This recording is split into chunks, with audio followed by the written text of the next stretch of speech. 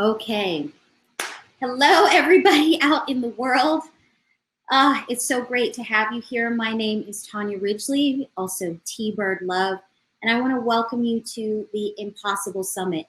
Thank you so much for your patience and time. This is a really beautiful experience that we have created for you. Before we start, I kind of want to give you a little bit of context about what this is all about and why now, okay? So just a little bit of history. Last year, I was in an eco-village design training course with a group of other change agents and activists from around the world. And we were studying this eco-village design in a place called Damanhur. We had to come up with a project idea that would address some of the crises that we're facing at this time. And one of the things that my team and I really were able to see is that despite all the crisis and the craziness in the world, there's so many good and beautiful people doing great things to help move us forward. It's so inspiring.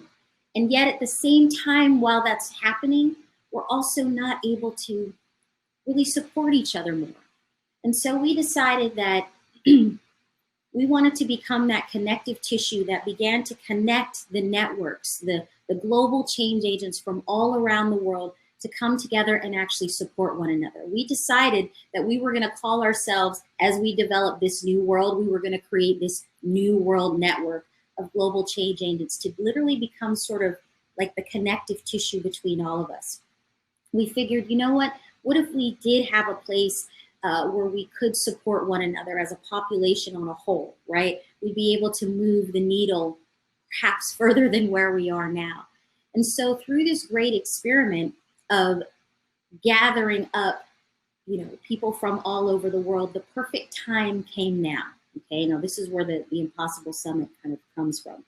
So in that EDE course, the New World Network birthed.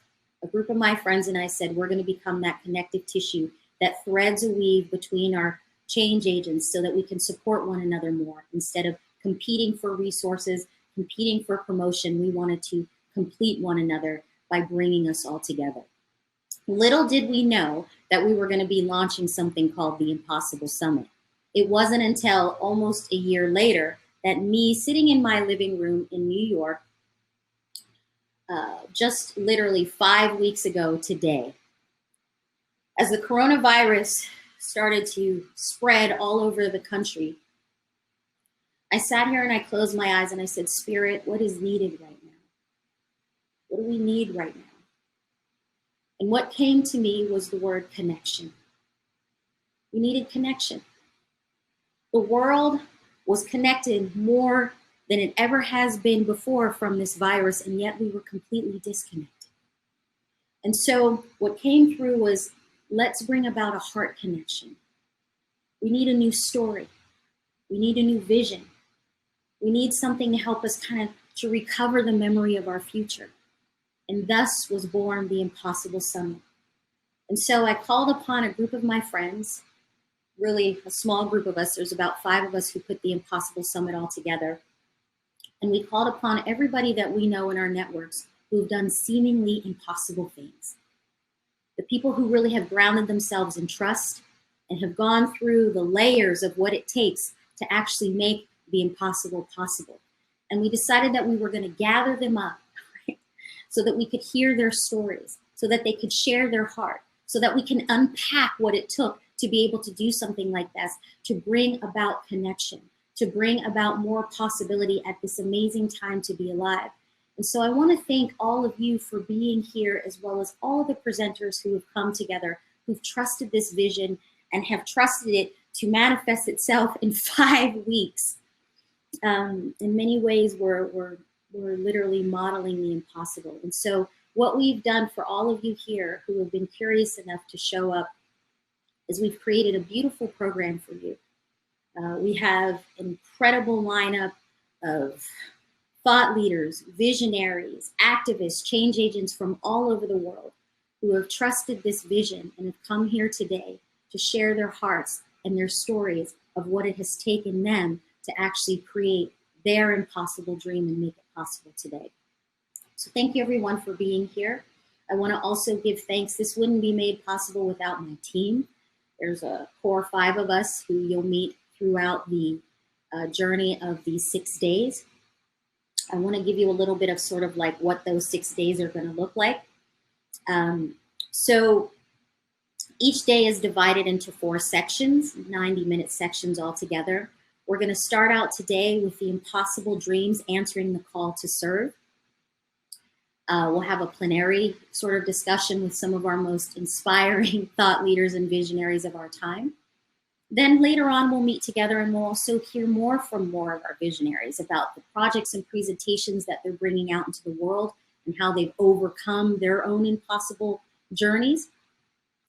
Then later on in the afternoon, and you can see all this on our schedule on our website, we have Impossible Made Real, Your Dreams Made Real workshops. We'll be sharing a little bit more about that. And in the evening time, we're going to celebrate the impossible with performances, film showings. It's going to be really a full day of a lot of beauty and sharing. So feel free to plug in where it feels comfortable for you. We know that we have a lot here on our schedule, but again, whatever feels good to you, just go right ahead and plug in. We're just going to be ourselves. Okay, everybody, as I kind of ground into my space, I'm going to invite a very special person in at the moment to help ground me and the rest of us. We wanted to start the Impossible Summit in a ceremonial way. I'm going to invite a beautiful gentleman that I recently had the privilege to meet. His name is Pacha Canache. He is from Colombia. And his name means, Pacha means the sun glint that penetrates the earth. And you're going to get to experience his beautiful light that he's going to bring to us. He's been carrying a lot of his traditional teachings from his ancestors and his elders, and he's here to share them with us, to start us out with a beautiful prayer so that we can start doing the impossible in a ceremonial way. So I want to invite Pacha. I want you to come up on stage, and thank you so much for blessing us and blessing this event as we begin. And welcome here, Pacha.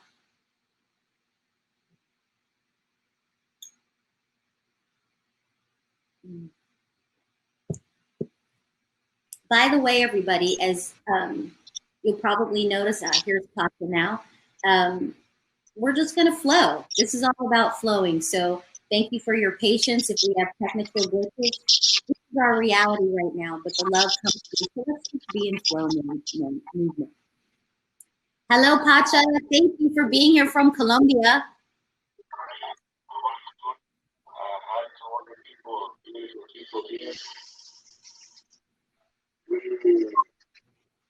Yes, Colombia in the mountains of Cauca, in the south of the country.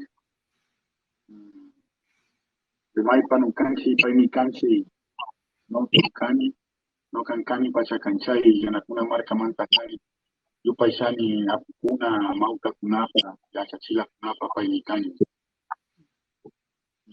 I give blessings and salutations in my language to start this beautiful meeting, beautiful gathering. We are here to share from all the Council of Elders of this part of the world of Tawantinsuyo of South America. And we want to share a blessing to start this meeting here. Please open your mind, breathe. You need to breathe because Vaira is the wind, the Father Earth. We need to breathe or receive the blessing of our mother land, of our mother earth. And I will speak a little English, but I want to speak with you with my heart, with the chant of my elders and all of my grandmother. They are with you. You are connected to my heart, and we are connected to all of my people. We are the people of the tiger, we are the people of Yawa, of the mountains and the jungle, of the great lakes and the great mountains. Please connect with yourself, feel your heart, and I want to stay with you this song. is the cause of all our errors. Is the cause the from the beginning of my clan of the Jawa.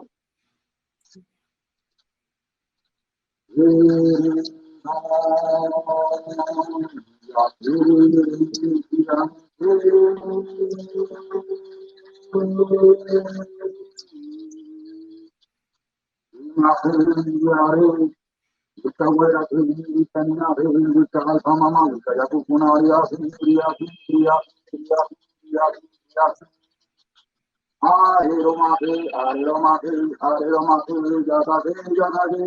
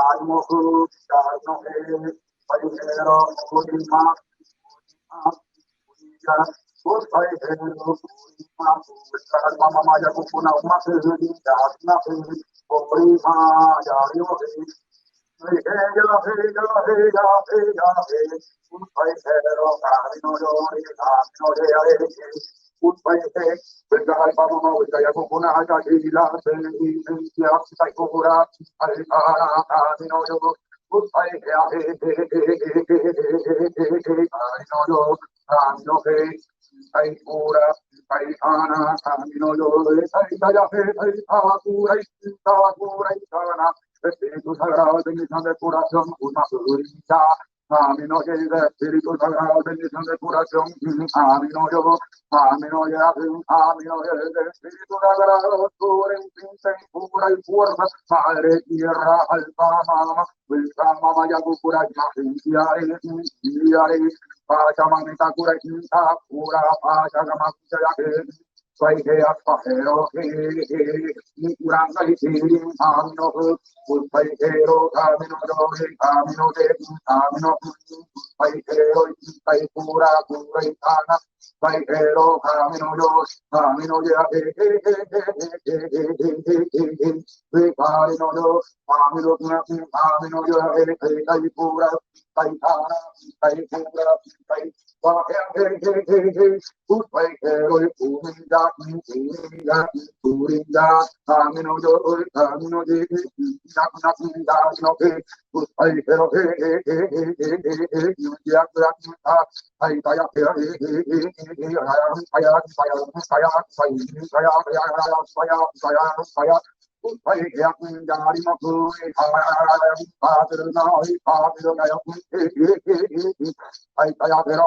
Ay pura, ay macuna prima, ya, ay pura, pasajero, ismajero, ismajero, ismajero, ismajero, que hay tiro ya, camino yo, camino que cura y quita, pluma, pero colorado, pisa y cura, cara, ya, pero que Guarabayo cura y quita, cura, tiene bendición de cura, no agua bendita, cura, ya vino que aquí, ahí cayó que lo que la cura, ya que Luis Mati, ya, Pai cura, pai cara, pai pero una pai pero, mahero que pai cura, abuelitos ancestrales, abuelitos del mundo, curen, enseñar a más, ya dimos que,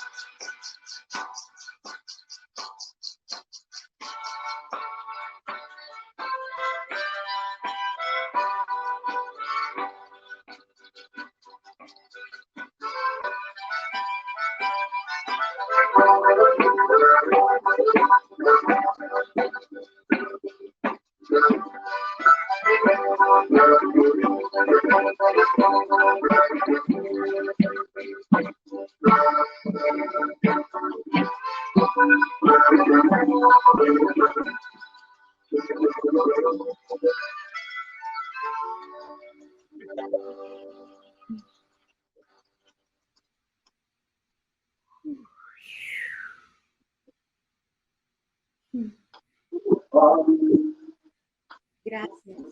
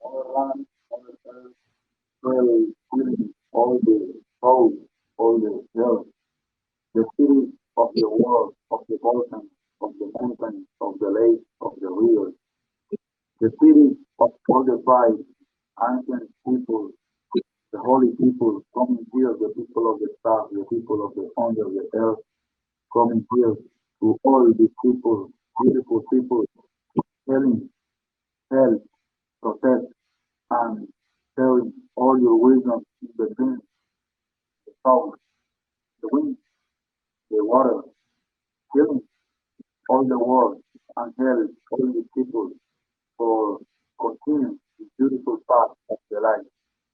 For the sake of all my ancestors, of all my tribe, the Anacuna people from Colombia, all the council of elders, healing and give blessings to all the beautiful people around the world. Mahi, Udabi, Mahi, Mahi, Maha, Yabibabi, Mahi, Udari,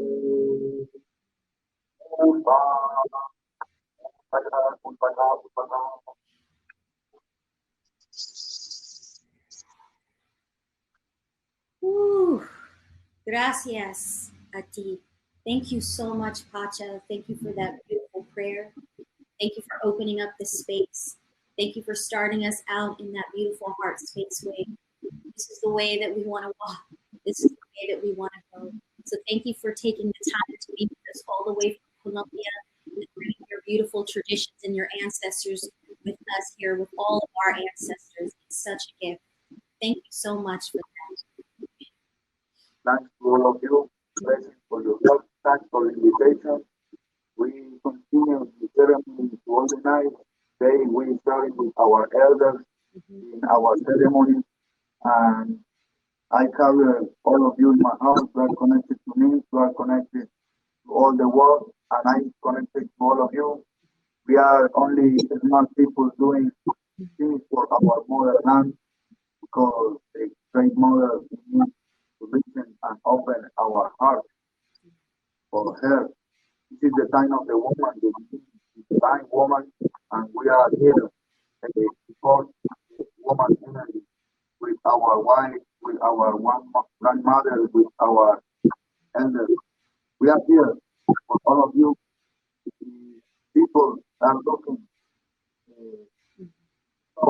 and we are thinking all of you. Thank you very much. Thank you very much. And we are here in the ceremony, the life. Thank you very much. So much. Wonderful. Okay, thank you, Pacha. We're going to continue our full day, and I needed that. I needed that grounding because everybody, you know, as we start something and we've done 5 weeks of putting this together, I now feel grounded. I'm really here. And so, everybody, we're going to start our conversation around impossible dreams and answering the call to serve. I think that's why we're all here. I know that that's why I'm here and why all of us who said yes to being a part of this are here. And so I'd like to introduce our panel today. Some amazing people who live on this planet. I'm so happy they are here. The first person I'm going to introduce, the first time I met him, he said, "Hello, my other self." And when I got that greeting, I felt as if I had known him for all of my life. Hello, my other self. I'd like to welcome to the stage Ilarion Puyuk Merkuliev. He is the founder of Global Center for Indigenous Leadership and Lifeways. He's also the co-founder of the Wisdom Weavers of the World. He's bringing in the wisdom of our Indigenous elders into the hearts of humanity so that we can connect back to the Mother Earth and with each other. So welcome, Puyuk. It's really wonderful to have you here. Thank you for being with us. Antonia. It's wonderful. Kalamechamna kalam kasuda tingunangan way unangan asokta kuyach. Unangan asokta kuyach, which means an arm extending out from the body, carrier of ancient knowledge into modern times, messenger. And I come from the people of the sea line. They are called, we call ourselves Unungan, which means the real people by the sea. We are in the Bering Sea, and we've been there for over 10,000 years, and we're still there. I'm so happy that you're still here and that you're here right now with us. It's such an honor to have you. Thank you. I'd also love to invite, I feel like I met a new friend. When I got to meet this amazing woman that I've heard about for so long, and then I got to speak with her, I felt like I met my sister, someone who could see into my soul and see my light and reflect it back. It feels like such an honor to be able to have her here. I'd like to invite Julia Butterfly Hill to the stage. Many of you know who she is. She's an activist and a coach. She's co-founded the Engage Network, and she's the inspiration behind What's Your Tree. She's helped so many of us who are here on this call really move our initiatives forward. And I really, she's just, Julia, I just feel like you're just a special human being. She's also the author of the bestseller, The Legacy of Luna, and she's the co-author of One Makes the Difference in Becoming, poems, pictures, and short stories. So Julia, I just want to welcome you here. It's such an honor to be able to have you with us for this event. I can't really imagine doing this without you, really. I'm glad to be here and to support your vision and to be virtually such incredible people, people who are coming in from all over the world, and because their heart wants to share a beautiful space to enter into. So it's great to be with you. Ooh, so beautiful. And last but certainly not least, someone who I've known about for such a long time, one of the busiest people I know, but he took the time to be here. He's such a light for so many of us. I want to welcome Ocean Robbins to the call. He's the founder of the Food Revolution Network, and he's also the author of the 31-Day Food Revolution. It's all about healing your body, feeling great, and transforming our world. And I just feel very honored that you said yes to this, Ocean. I mean, I know so many people in my own community who've been touched by your life and your wisdom and just who you are as you show up in our community. So I just want to really say thank you for being here. It's such an honor. It's my privilege. And, as we're gathering here, we're learning, I think, how to bring reality into a new form. We're online. This is a virtual gathering. But something about the authenticity of what I feel coming from this. I mean, this is a live event. This isn't like some pre-recorded, specially edited, split tested event here. This is like real people in real time coming together to share what's in our hearts. And so I want to invite us just to feel the community, like everyone who's part of this. There are people all over the world who are part of this. And so in your mind's eye, just imagine yourself in a room, in a sense, a virtual room, but nevertheless a room, and let that have a room in your own heart to feel the connection. I believe that love transmits across all time and space. I believe that we can feel each other in real time right here and right now. And I just want to invite you to land. Like, one thing that virtual doesn't do very well is be kinesthetic. So, but we are all kinesthetic creatures. So I want to invite us to just land in this moment in our bodies and feel as if we could smell each other, as if we could touch each other, to let your body feel that connection as deeply as you can right now. Thank you for so much. Thank you for that. And yeah, we're just going to be ourselves. That's the deal. We're just going to be real as we navigate this moment of uncertainty and come together in the best way that we can. So, beautiful people, let's talk about answering the call to serve. All of you have served and continue to serve. And I just like to kind of open that up. Answering the call to serve, what does it even mean to be of service to you? And how is your work? How has your work really translated that in your value system? Like, how are we called into being of service? So, Julia, would you be open to starting that? Sure. For me, service is how I was born. I just came into the world feeling everything as if it's happening to me. And that's very hard when you're I mean, my earliest memory is 3 years old, feeling that way. And so it's actually hard and challenging now more than ever. But even so, however many years ago that now was for me, 43 years ago, it's hard to actually enter the world that way, because you feel the beauty as if it's you, but you also feel the heartbreak and the devastation as if it's you. And so for me, service was the only way to process all of that, the beauty and the pain, the why am I here? And it wasn't even a question I had as a little girl. It was just a knowing, like I just had to serve. And my family was incredibly poor. And I remember once we traveled growing up, and I remember once we stopped at this place and there was an apple orchard nearby, and I went and asked the owners if I could pick the ones that fell off the ground. And I think I was like maybe 9, maybe. And they said, okay, you can. And I went back to, we lived in a camping trailer. I went back to the camping trailer and I cut all the bad parts off of the apple. And then my family was given big, massive peanut butter from the government, like in a big tub. And I put a little bit of peanut butter on each apple and I put it on a tray and I walked around the campground where we were staying and asked people if they wanted an apple with peanut butter. It's like, it's just who I am. And as I've grown older, it's manifested in many different ways, but it is just how I popped out into this world.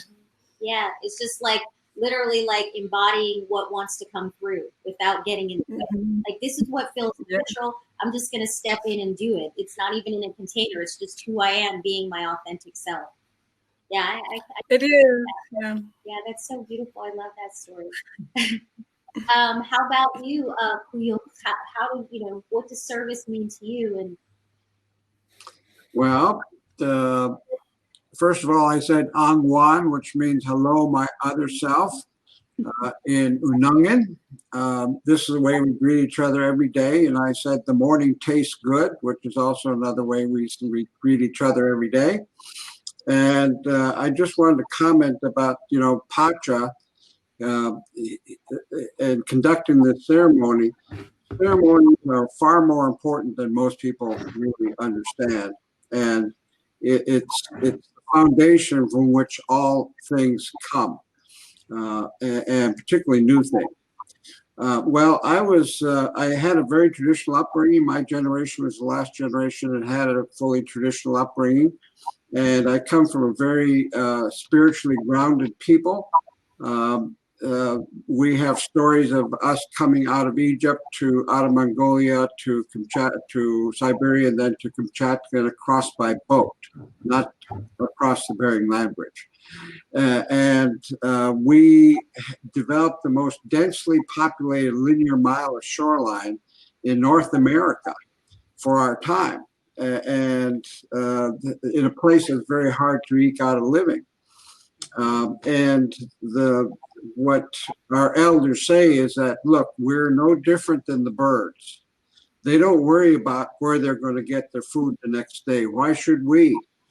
And we had that ingrained in our being, in that we lived each day as each day without planning for the future. We didn't have any food storage technologies, except for air drying, wind. And we were the only people in Alaska that didn't have footwear, even in the wintertime. You hear stories about how the llamas would sit on the snow and melt it. Well, that was our people. So I was given this name, Kuya, at 4 years old.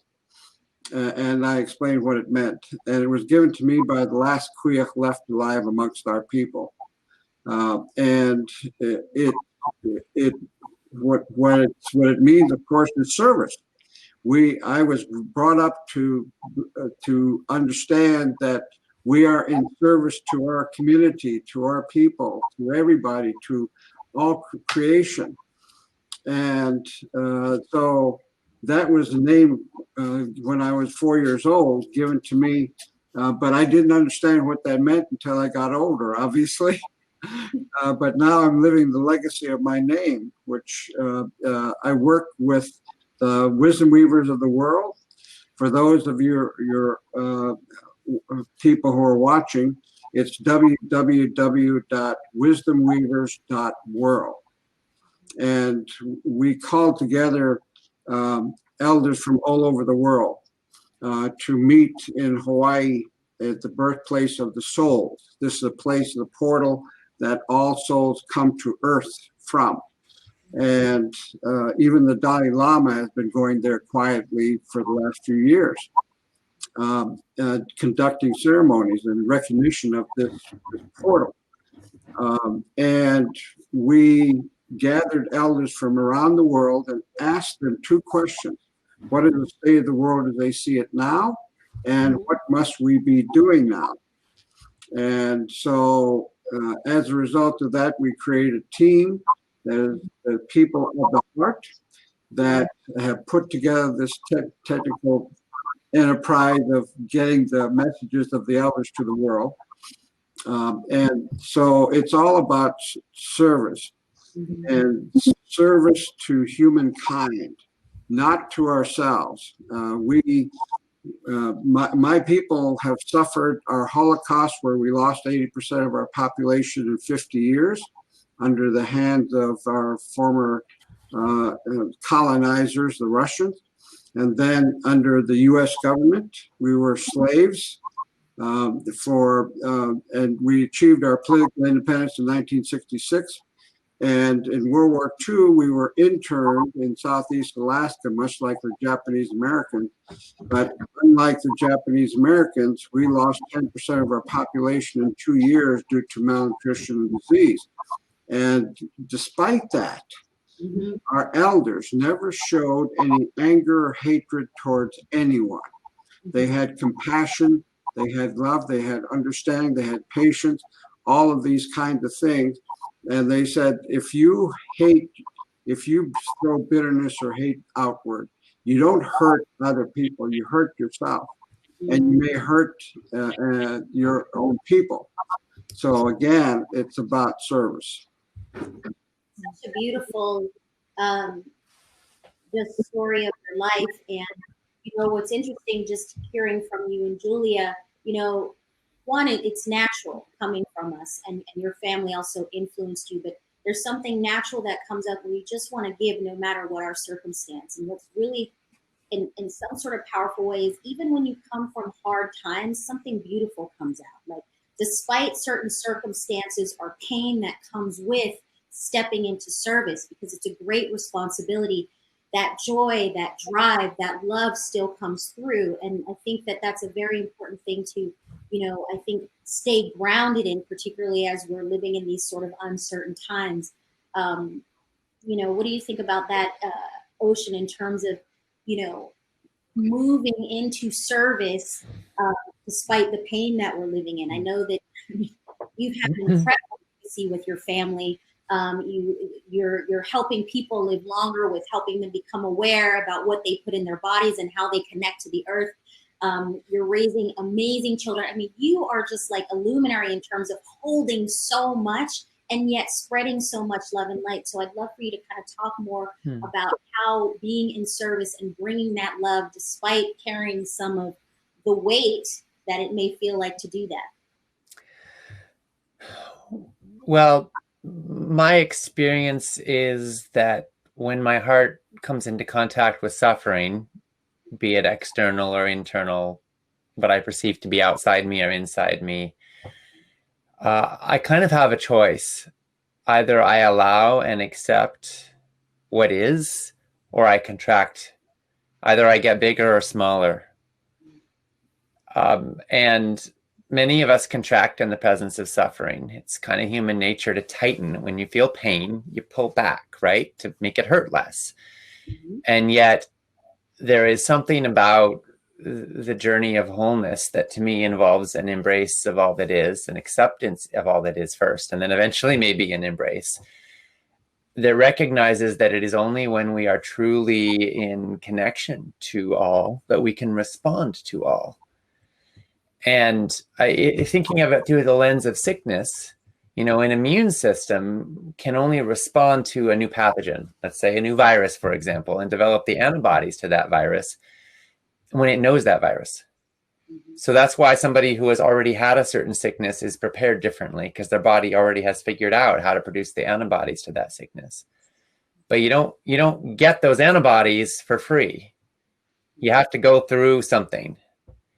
And I believe that all of our life journey is kind of our own unique PhD course for our response.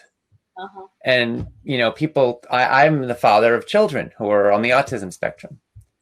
And being their father has been at times heartbreaking, devastating. And I've had lots of times when I could just feel sorry for myself. But at the same time, they are, without the shadow of a doubt, my greatest teachers. They have taught me about unconditional love. They have taught me about love just because. And they've shown a light on the places where I've made my own self-love conditional. If I can love these children just as they are, not because of what they accomplish, not because of how big they are changing the world, you know, but just because of who they are, then can I do that for myself too? And if I send that kind of like total unconditional love inward, then how does that change how I interact with all of life? So that when I meet somebody who I could have judged as insignificant or, you know, not a big person or whatever, like who the heck cares? Every life deserves precious unconditional love, you know? And when I hold that space, then I become more capable of being of real service. Because I believe that the service that's ignited in our hearts in response to pain and suffering is human nature. I mean, if a child feels somebody hurting, they naturally want to do something about it if they can, you know? And we have desensitized ourselves in a certain way. Now, we obviously have to find our place. I don't want to take on the story that my life is just about helping everybody else and lose me. Like an overflowing cup gives most bountifully. But strategically, even if I want to make the biggest contribution, then I've got to take my morning runs. I've got to work out. I've got to eat well.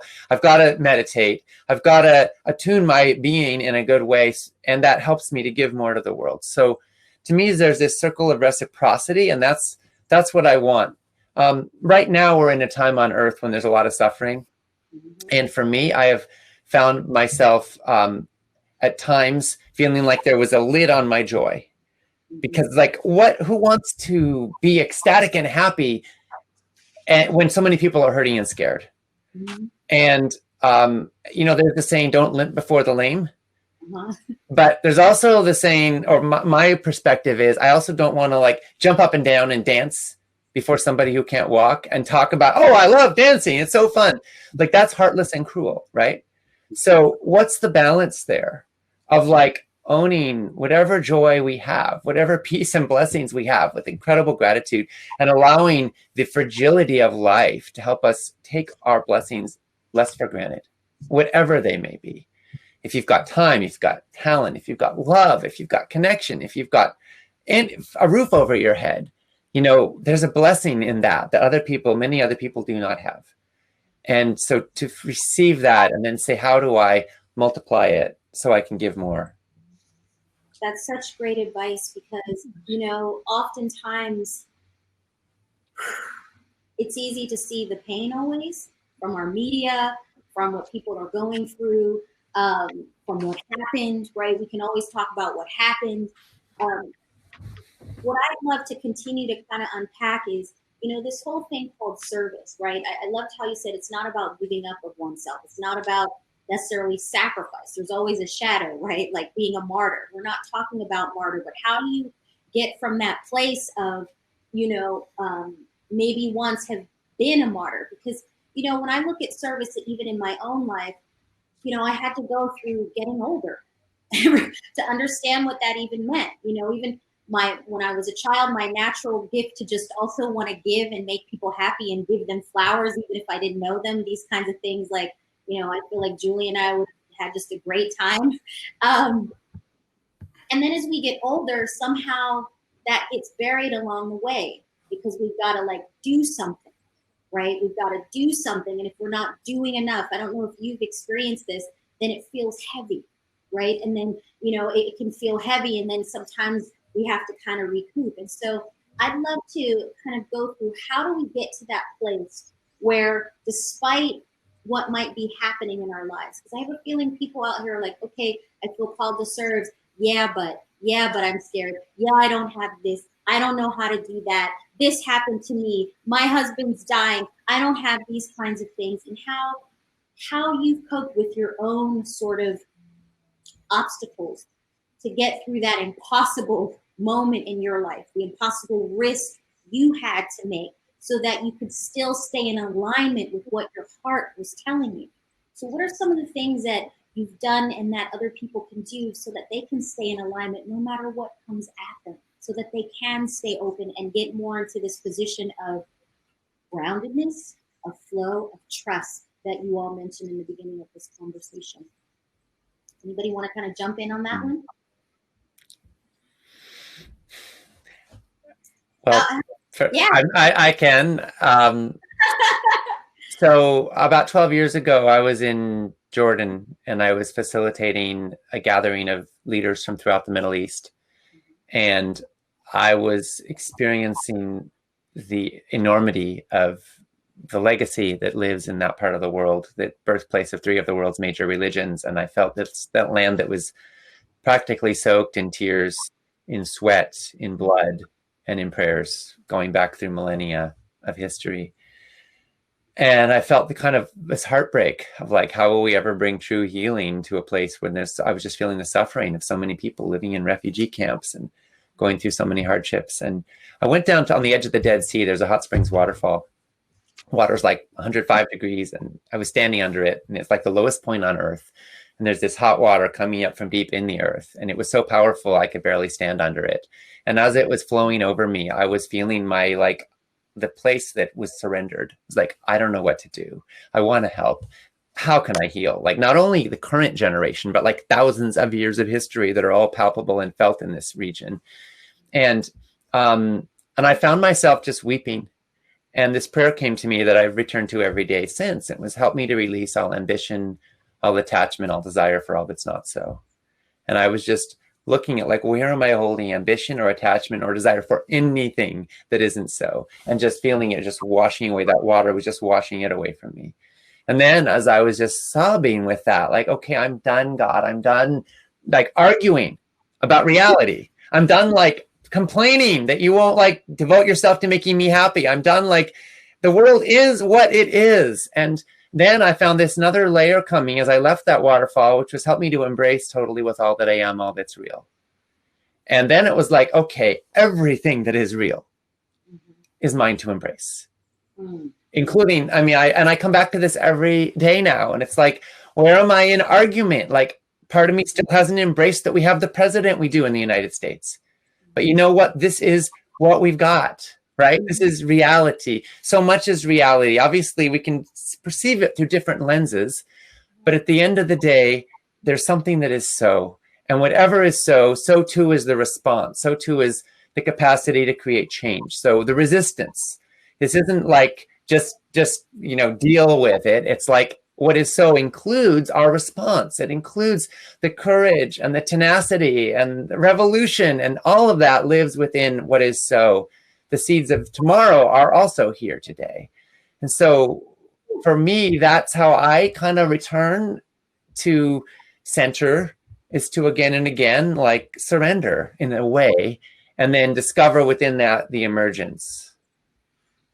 So powerful. So that's what's up. And, I'm just going to kind of stretch this question out for both Kuyuk and Julia. There's this letting go, right? In a lot of ways. And I know as I'm listening to you, as I've gone through my own journey of letting go of my old identity of what I should be and who I should be. And if it didn't work, bringing myself down and like arguing with God, like, why I have so much love? Why isn't this working? Instead of resisting it, meeting the resistance and then merging with it. I'm curious about, for you is sort of like, okay, as we're living in these uncertain times, right? And this theme is all about the impossible. All the indigenous wisdom that comes from these elders, how do you all, like, what is the message that you can give us so that we can, and the indigenous elder, we can let go whatever resistance is in our way so that we can come together and actually create the kind of living, thriving, loving that we need at this time so that we all exist on this planet. I mean, with the virus, with climate change, all of these things that exist now, in many ways, that's why we have so much diversity on this call. We're having to make impossible choices, which includes creating impossible relationships, right? Taking impossible risks to let go of maybe what we know or what happened, and then come to this place of what do we need right now? What is it that we need so that we can all move it together forward? Because we're all on this beautiful planet, and if we don't, it doesn't look so good. So I'm wondering what you can speak into that, Ruth, about what can we learn? How can we move through our own resistance so that we can get to this place of moving through those parts of ourselves that sometimes get in our way? Yeah, that's a central question. You know, all of the elders that I work with, they say that the world is looking at the incorrect place for why, and what is happening. That we are in a consciousness that is stuck in the mind. When traditionally the elders would say the heart used to tell the mind what to do, and the mind's job is to figure out how to do what your heart is telling you.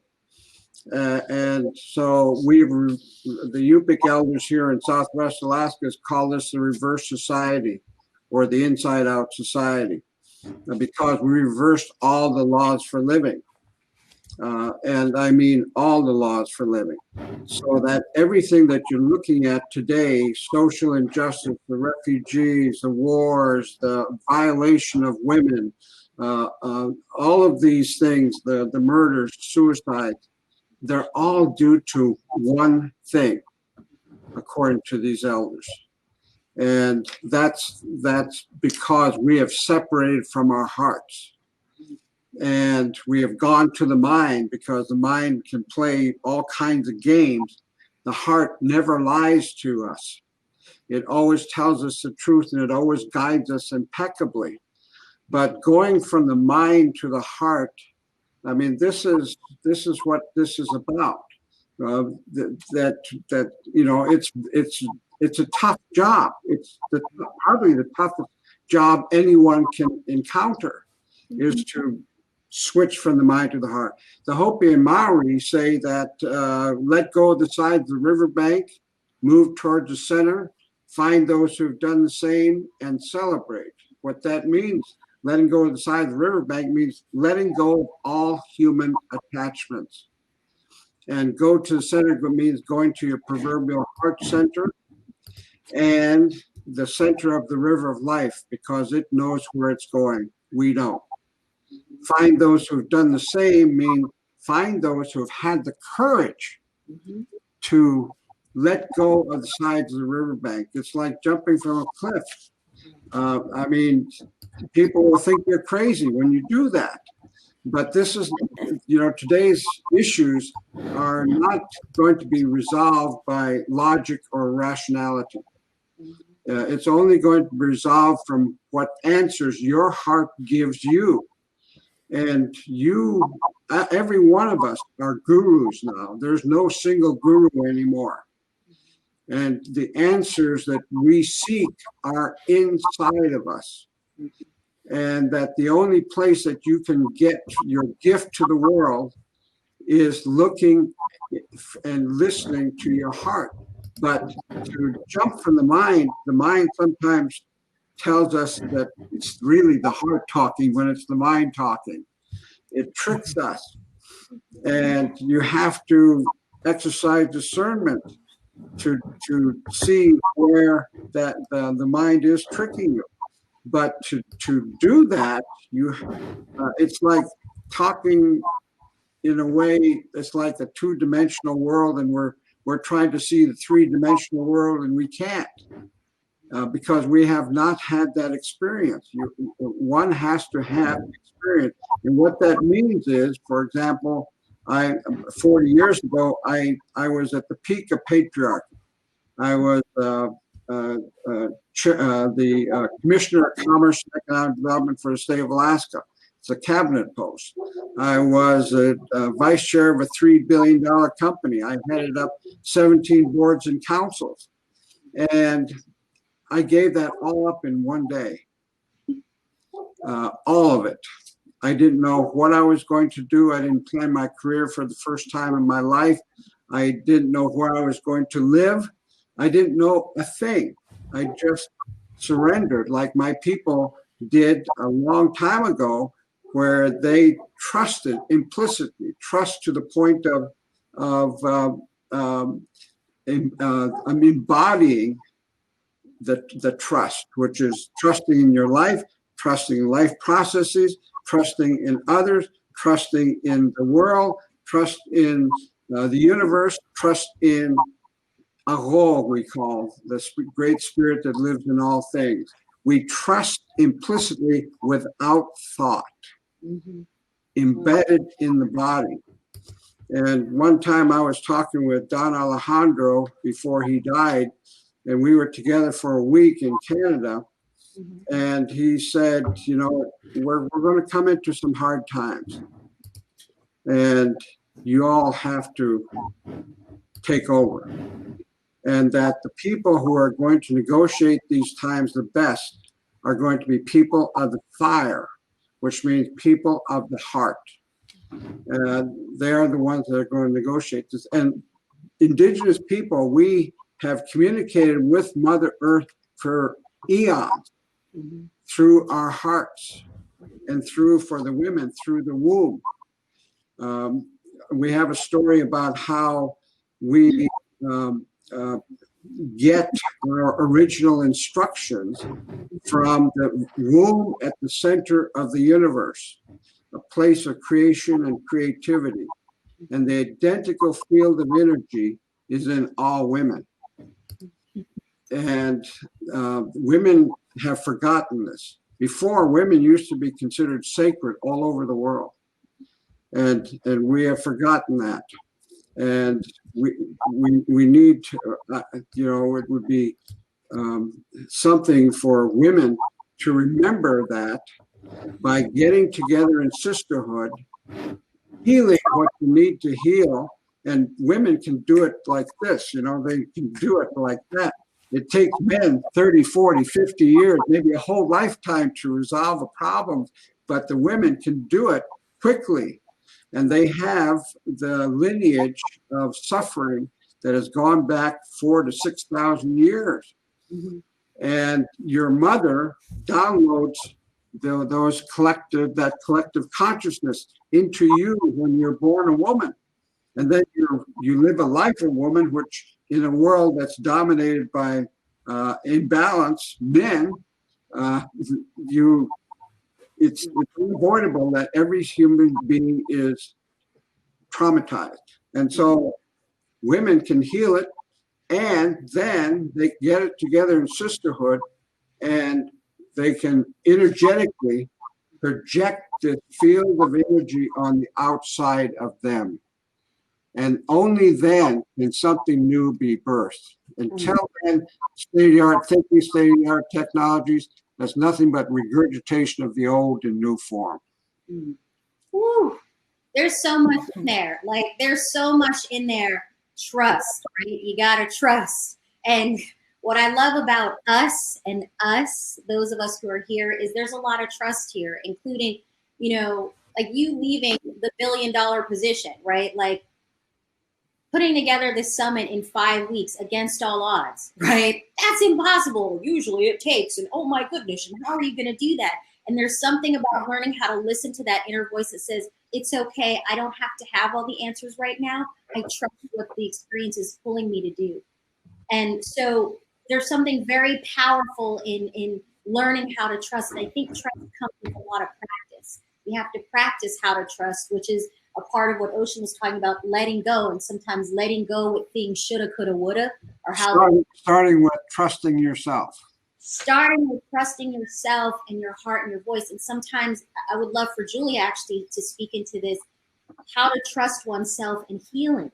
Because in order to trust, I know through my own personal journey, I had to first remember how to value who I was from all the broken things that have happened to me in my life, as well as the beauty, so that I could trust and have enough nerve to follow the calling of my life. And by the way, quick pause, everybody, we're going to soon be hopping into the Q&A, so feel free to prepare your questions in the chat box, and when we open that up, we'll be able to call on some questions from there. So soon we'll be entering into the public Q&A.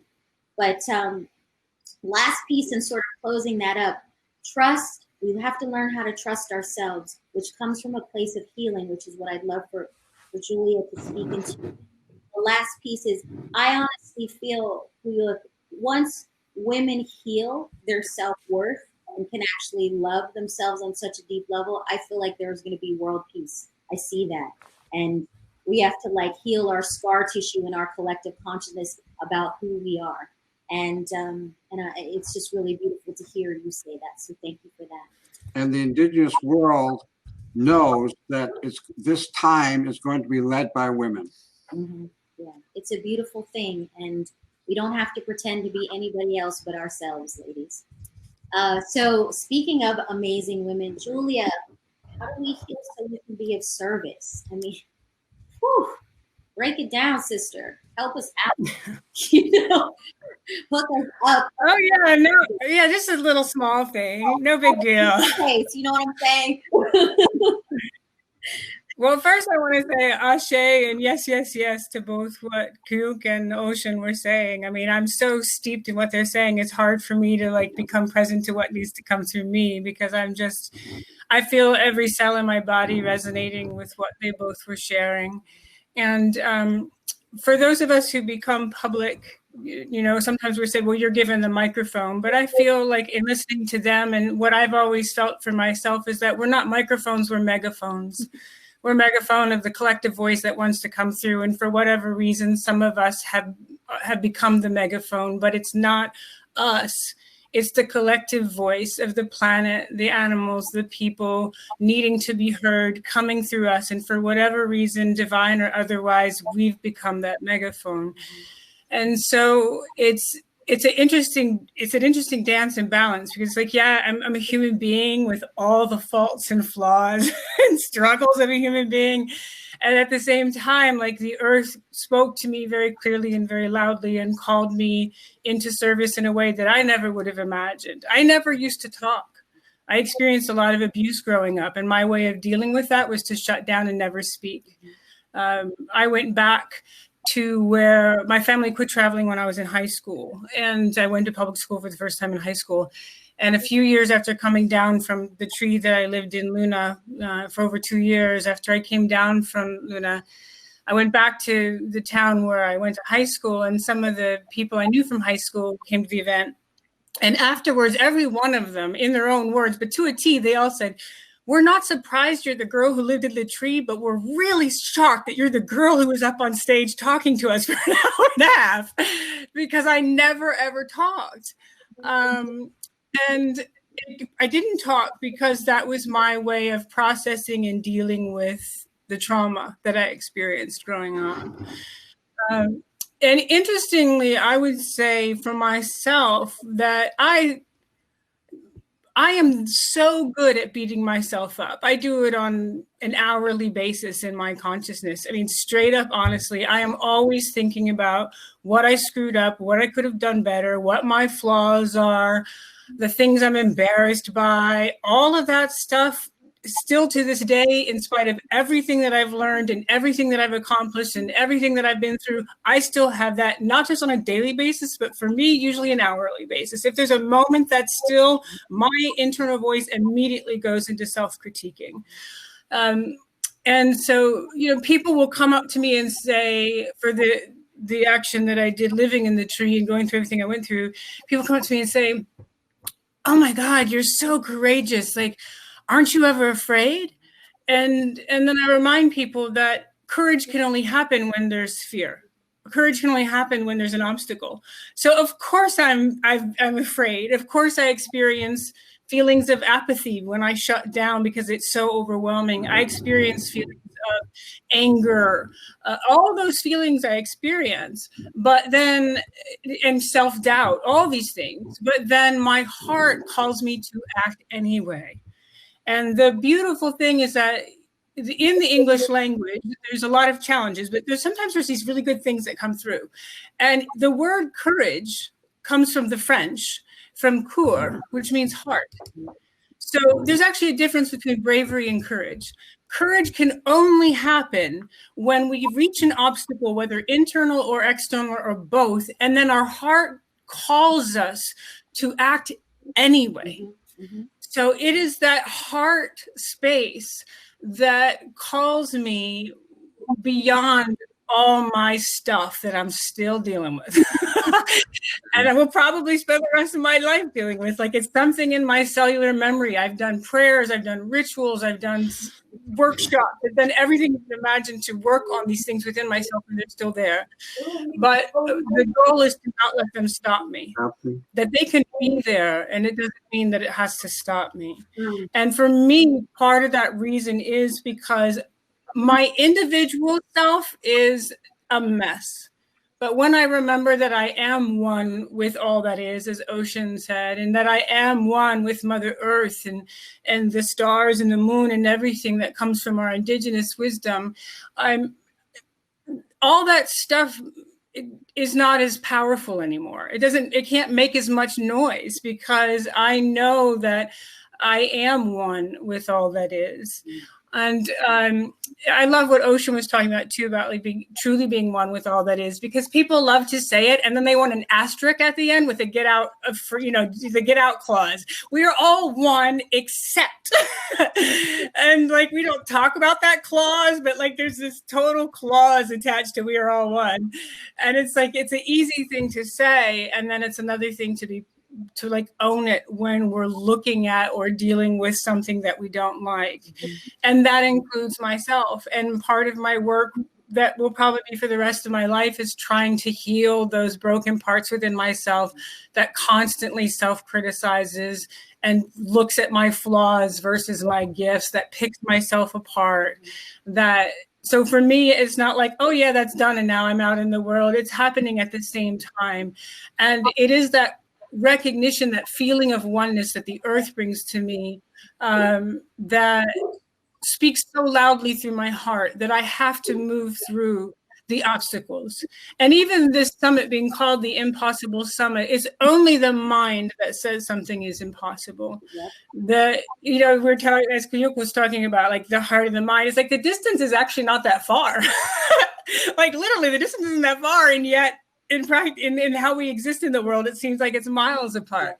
And yet that heart calling will say anything is possible, and that just because I tell people, like, just because you don't know how to do something, don't let it stop you from doing it anyway. Like, I didn't know how to go through living in a tree for 2 years and 8 days, going through the worst winter in recorded history of California, learning how to do the media, learning how to talk, learning how to organize. I didn't know how to do any of that. I majored in business in college.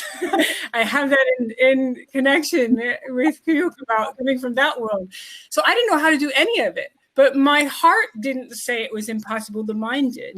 And then the heart said, but you have to act anyway. Because to not speak and act in this moment would be a part of that thing. It would be supporting that thing that is causing you suffering right now. That to keep silent and to choose not to act when the calling is so clear, you would be saying no to your deepest, truest self and be part of the problem in the world. And so it's a constant journey. Some days are better than others. And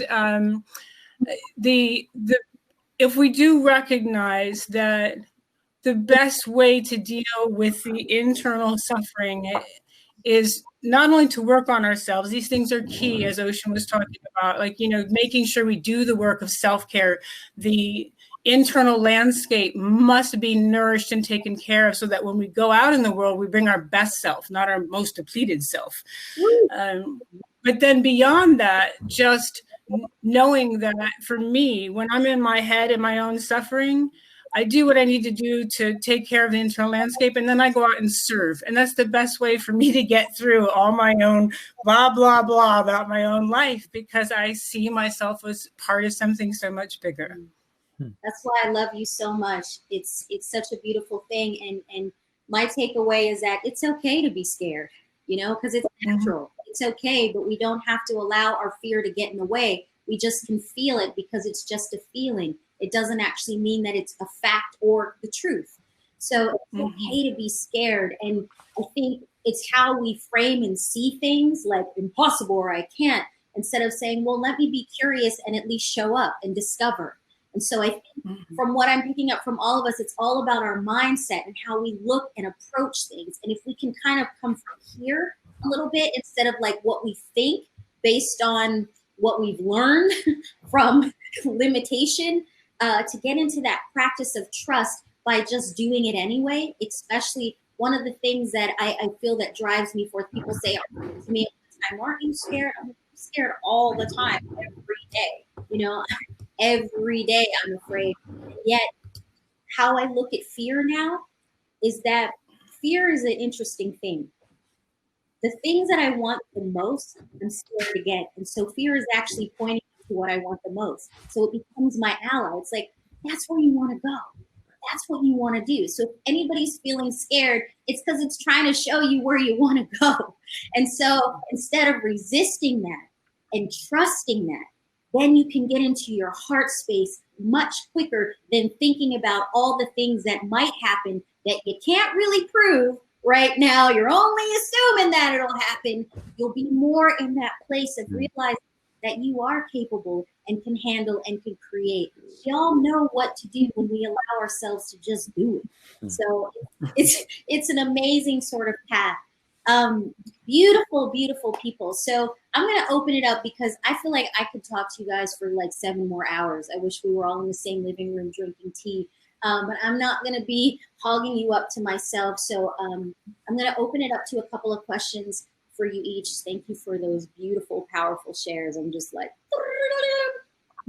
so we got a question from Victoria. Thank you, Victoria. And she's asking us, she says, I'm wondering what you can say about feeling desire to serve, not being sure how and waiting for opportunity to present itself. But how do I best help it appear or present itself, so to speak? Anyone? I'm forgetting the exact phrase, but it's the exact quote, but it's like, most people miss opportunity because it showed up like overalls and looked like work. I think that sometimes we step forward with the best we can, and then it's in the journey that the destination emerges. And a lot of times I think we let apathy become the thief of destiny. We let procrastination rob us of our dreams because we wait till we know to act. But I also want to say that there's a lot of harm that can be done from impulsive and reactive action. So what I come to is most of the meaningful and good things I've ever done in my life started from a very quiet place of determination and from curiosity. I think curiosity is one of the most powerful forces in the universe. So if you are truly in a space of curiosity, if you are paying attention, then you will learn, you will grow. And sometimes you've got to step out on the trail and have your eyes open, and then you'll see where you want to go and where the trail's taking you, and you'll follow it. But it takes both. It takes the willingness to step into the unknown with a certain degree of boldness, or at least no guarantees of anything. Because, let's face it, if it was guaranteed, it would have already happened. And what's needed now, we need solutions that have never been before. We need thoughts that we've never had before. We need experiences we've never had before. And that's only going to come from being willing to take a certain amount of risk. At the same time, if we have humility, then we will learn as we step forward into life. If you apply yesterday's solutions to today's problems, you will get breakdown. But if you bring curiosity and never stop learning, then you become a participant and a co-creator in life. So I want to invite your hunger to learn and discover, and your curiosity and your willingness to risk looking like a fool, because you are willing to step into the unknown and discover what can be. and what you are and what you're here to give and serve and contribute. So I guess that's my invitation Mhm. to all of us. Thank you. Kristen. And Can you guys see me right now? Can you guys hear Yeah. me? Okay, I was just getting some tech messages that some stuff was coming on through, so I had to hop in and hop off and hop back in. But I'm glad I caught all of that. So thank you. Tonya, Yes, I would like to add to what Ocean has said. yes. That we do need to follow our dreams. The world is looking at the past through guilt, shame, remorse, anger, rage, frustration, all these jealousies, all these kinds of things, or they're projecting fear into the future, something that hasn't happened yet. Every place except the proverbial now. And the only place, and someone once said, God can be found in the silence between one's thoughts. And we cannot offer the world that which we do not have. So if I don't have love, and I don't mean thinking love, doing love, but becoming love, then I cannot offer that to the world. And to get through that, you've got to get through the mess the mind has created. And that's no easy task. We all know this. It's not an easy task. It's going to be one of the toughest things that you do in your life. In order to find out the bliss that is in the heart, you must get process, bring it up, process it, live it, let it go, and then you have a chance. Ooh.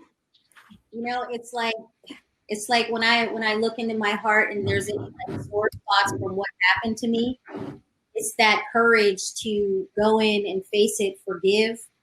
I think forgiveness has a lot to do with it sometimes. I think especially ourselves. I think also having the courage to apologize, to be vulnerable. I think vulnerability can be our strength. All of these things that allow us to kind of peel through, I should be this and should be that, instead of just becoming the real part of who we are. And that's the practice, I think, of learning how to trust and really love. And it's a practice every day while being okay with feeling scared, because it's only a feeling. It's not my glass of water. It's a feeling, and so it's a journey. And I think that it's important for us to remember that it's a journey. So thank you for that. I'm going to, Angela, I hope that you got a question, okay, from Angela. And she says, every moment of every day, we are giving our life into something. From the moment we're born to the moment we die, every second of every day, we're giving our life to something. Come on, girl. What do we want to give our lives to? What are we willing to risk? If we truly want to see the change that's necessary, it's going to take more people being willing to give their lives to make a difference possible. Julia said in 2011, my question is, how do you see this happening in this time? What are some of the touch points that need to be amplified with our megaphones?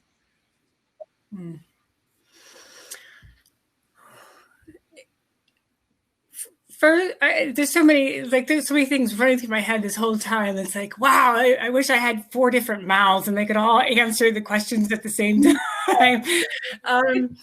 The one piece that I think is important that ties into what Ocean was saying and what everyone's been saying actually is that about being in service also includes not only being willing to embrace mistakes, but be excited to make the mistakes. Because mistakes only happen on the edge of our knowing, on the edge of our comfort zone. So if we're making no mistakes, we're in our comfort zone. There's no growth, there's no strength happening. Nothing happens in our comfort zone. And the comfort zone is crucial because that's where we go back into our comfort zone being our circle of family, friends, the land that nourishes us, whatever that might be. That comfort zone is important when we go back to restore the well, to restore the being. And then, but to be in service, we have to move past the comfort zone. And in our production-driven societies that most of us live in, it's all about success and achievement. And it actually starts in most schools, not all schools, but most schools begin with a grading of A to F. And if you're not getting the A's or the B's, you're less than. And so it's kind of instilled in the framework of how most of us are raised. And so we're afraid to make mistakes because what does that mean about me? When actually, if we're really up to something, if we're really looking for how best to show up in this moment, we're going to make mistakes. And instead of just embracing it and going, yeah, well, that's part of the process, being excited about it calls us into those places we might normally restrict from. Because as Ocean said, it's curiosity versus fear of how I'm going to be perceived if I screw this up. And that curiosity will then get us on the path. And it's like, okay, I made a mistake. Awesome. What do I need to learn from it? What is it teaching me? It is my teacher if I'm curious about it. And if I'm curious about it, I'm going to learn something from it that I can then apply to the next step in the process. And it's like, I use the example too of like a road that has a curve in it. You don't know what's on the other side of that curve until you start walking towards it. And we can stand here all day and go, I wonder what's around that curve. I wonder if it's something dangerous or something good. I wonder if there's going to be a big old hole, a big old rock. We can stay there for the rest of our lives, or we can just start walking. We can start moving and see what shows itself to us. And if there's a big roadblock when we get around the corner, then we're going to figure it out. We're going to say, okay, what is this here to teach me? Do I need to go around it? Do I need to dismantle it? Do I need to turn around and head in a different direction? But the curiosity will help us solve the roadblock, will help us solve the problem. But we have to get around the bend before we even know what's there. So for me, that not only embracing a mistake, but being excited to make the mistake. And not as a, oh, look, oops, I made a mistake, I'm human, but rather as a, wow, I made a mistake. What is there for me to learn? What is it here to teach me so that I can show up even better the next time? Because I'm going to have a new tool in my toolbox. I'm going to have new knowledge that I can bring to the situation. And the other thing that has already been spoken to, and I feel is really important to kind of continue to magnify is it's really easy the minute we become passionate about anything to become a fundamentalist. The minute we become passionate, every one of us are a breath away from being a fundamentalist. And everything in nature teaches us that fundamentalism, rigidity is not healthy. Everything in nature is this constantly flowing, moving, interacting system. And anywhere it's rigid, like a monoculture of a crop, it dies. A lake that has no water moving through it becomes stagnant and dies. And so we have to be really careful because especially in times like now where there's so much that we see as wrong and that needs to be fixed, it's so easy to get so passionate that we get blinders on, we become self-righteous, we become rigid, and guess what? The people who we really need to reach and connect with are going to shut down. Because every one of us shut down in that situation. If someone comes at us with a moral, like, I'm right and you're wrong, I'm good, you're bad, you need to listen to me, I'm the teacher, you're the student, every one of us on this summit right now shut down and be like, what else? And so we have to bring our heart humility to it and say, this is what I'm seeing, this is what I'm calling, what I'm feeling. And that heart humility will also ask us to put ourselves in the perspective of the people we're trying to connect with. Versus so much of it is like we're trying to get them to see us versus us see them. Communication shares the same root word as community. We do a lot of talking in this world. We actually don't do much communication because communication requires connection. And so, as been said over and over, connection is the key. Well, that includes us being willing to move our place around, to see from another's perspective, to try and understand why someone would make a choice that seems so opposite to what we feel is life affirming. Because when we see it from their perspective, then we can humble ourselves and understand our human experience and find a way to relate and to honor. I had to learn this when loggers were trying to literally kill me. And I, at first, was so like, I climbed up in a tree, and all of a sudden I was like a forestry expert, you know? And I was like calling down and like, do you know what you're doing? Blah, blah, blah. And they would start their chainsaws and say, F you. So I might have been right, but I was not making a difference. And my life was literally on the line. Like, if I made them any more mad at me, they were going to kill me. And I had to humble myself real quick and realize, actually, some of these loggers were third and fourth generation loggers. They knew more about this particular area than I do. So who am I to come in and all of a sudden start telling them what they should and shouldn't be doing? And what I did then was try and find a way to relate to them. And what ended up happening is that although they kept cutting down trees, they quit trying to kill me. And the day that I came down the mountain and walked through the gate, there's gates on all the logging roads. The day I came down the mountain and walked through that gate, many of the loggers, that makes me cry, many of the loggers were standing there with their hands outstretched. And it makes me cry because something happened that opened them to me that will move me for the rest of my life. That's one of the moments that will move me for the rest of my life, because they didn't need to be there. They weren't like doing it for show of like, oh, look, we're loggers here. They didn't have like their Palco Pacific Lumber logging suits on. They were just there as people, but I knew that they were loggers from our interactions. And that to me is my teacher. Every time and that's part of why it makes me cry, is like, it's so humbling. That moment is very humbling for me. So whenever I feel myself becoming a fundamentalist and self-righteous, I remember that moment and remember that it took humility and connection for that experience to happen. Thank you so much, Julia. You're amazing and beautiful people. We are now, unfortunately, at the close of our conversation. I feel like this could easily go on. There's so much richness and so much to unpack. But I want to just give thanks. Each one of you comes with so much wisdom and light, and you're role models in all of our lives. And if there's one sentence or one word that you want to just send people off, is they take thought of stepping into their impossible dream, or if they're in the middle of it and they're dealing with something, what's one sentence that you would send them off with, their blessing to help them get through, that you would like to offer our audience before we say goodbye on this session?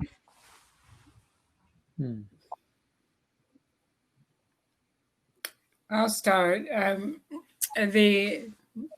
My constant thing for myself and what I remind others is, if we ask ourselves, what would love call me to think, say, and do in this moment, this moment, this moment? That if we ask ourselves that, then everything unfolds from that place. And love is not always soft and easy. Sometimes love will demand of ourselves to stretch into the unknown. But trusting and knowing that we will get strength and wisdom and guidance from that willingness to stretch. So what would love have me say, think, and do in this moment? Beautiful. I would invite us to recognize that perhaps we are being given everything we need to do what we are here for. Even this. So everything that enters our lives, especially the things that we didn't want, that we find intolerable or heartbreaking or even devastating, I invite us to hold some place in our consciousness that says, how might this be part of what I'm being given that might contribute ultimately, eventually, in some way, to what I'm here for? Deepening, breaking, transforming, enriching,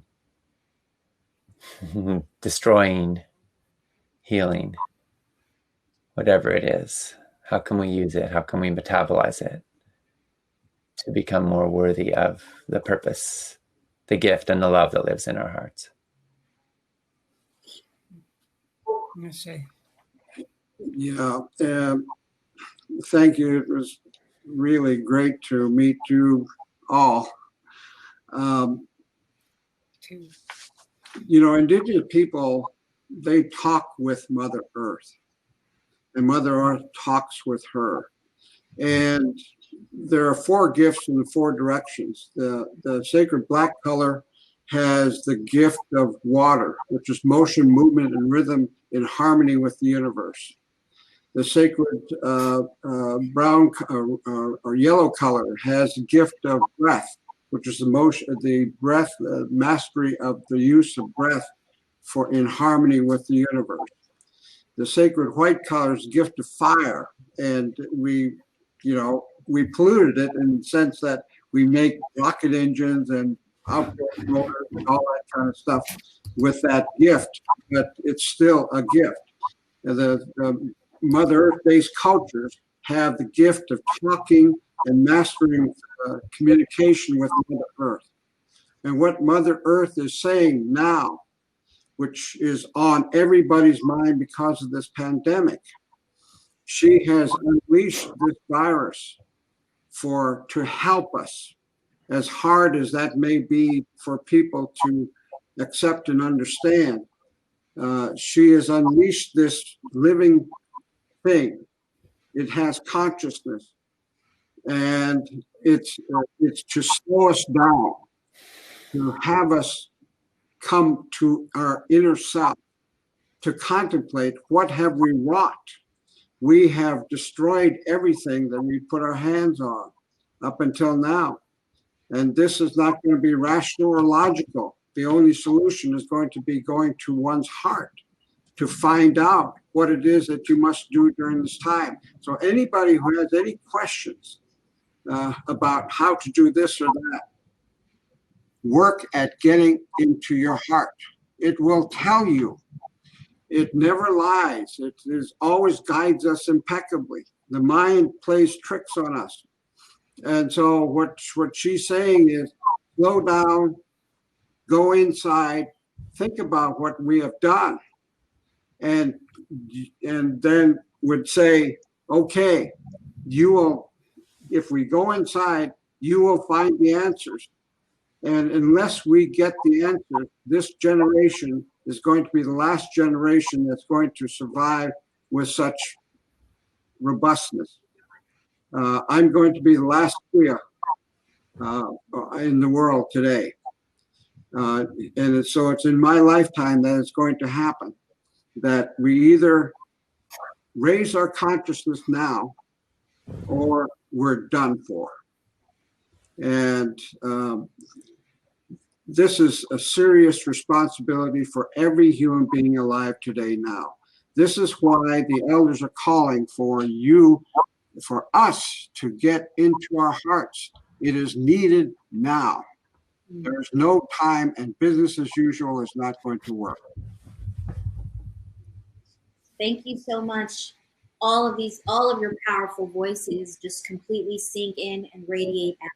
Thank you for your time, wisdom, your energy. Thank you for your hearts. Thank you for modeling love. Thank you for trusting. Thank you for being curious. Thank you for being on the front lines. Thank you for being together. Thank you for letting go and going in. Thank you for all that you do and inspire. Thank you for opening up the Impossible Summit. We thank everybody who's been here for this first session. We're going to begin to sign off now. And just so you all know, we're going to take a short break. And right now it's 1:40 here in New York City. That's right. It's 1:40 here in New York City, even though on this call we're in Alaska and California and New York. And around 2:15, that's about 30 minutes from now, we're going to start our second session. We've got some amazing presentations of more visionary luminaries in the space. We've got Aaron Lemur Chung and Jessica Tovar. They're going to be talking about community energy solutions, climate solutions that invest in people. I think that's what's up.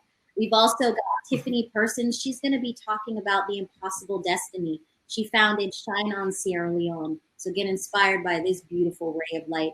And we also have beautiful Kate McCullum. She's going to be talking about the journey of creating meaningful media. So we've got some really great presentations coming up from, I'll just speak East Coast Talk, 2:15 to 3:45. And then we'll have some powerful workshops later on this afternoon. But everyone who is here today, thank you so much. Thank you, Ocean. Thank you, Puyuh. Thank you, Julia. It's been such a pleasure. So much love and light to you guys. Thank you, T-Bird. Thank you so much. Bye, everybody.